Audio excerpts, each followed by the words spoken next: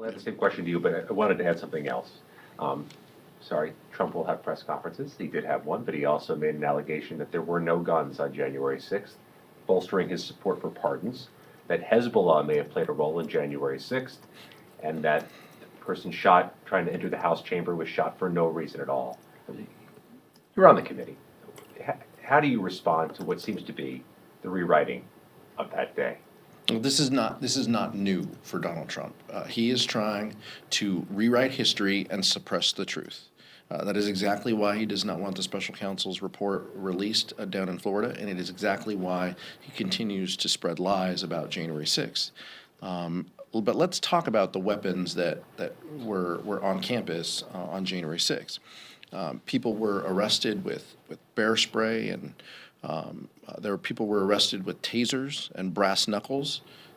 People used flagpoles and fire extinguishers to beat police officers. There were documented cases where AR-15s were brandished downtown. That's 100% a lie.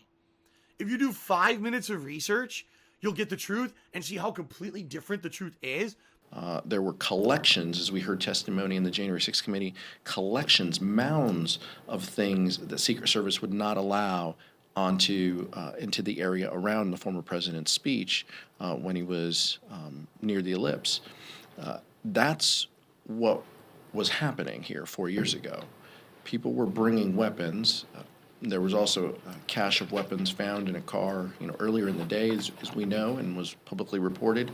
Our report, as well as the Department of Justice reports, continue to show the amount of guns and weapons that were in the D.C. area and on campus and in the building by these violent intruders.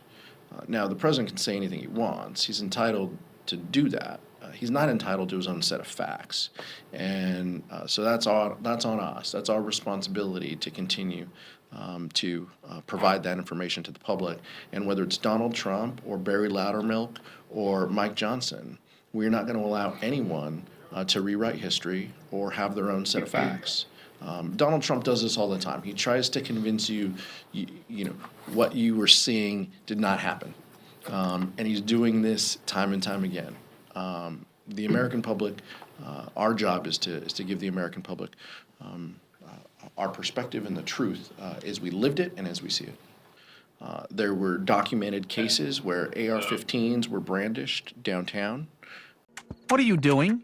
I'm posting false information on the web. Why? It's fun. Someone picks up a strand of false information, spreads it around, and before you know it, a panic is created. Then you just sit back and watch the chaos.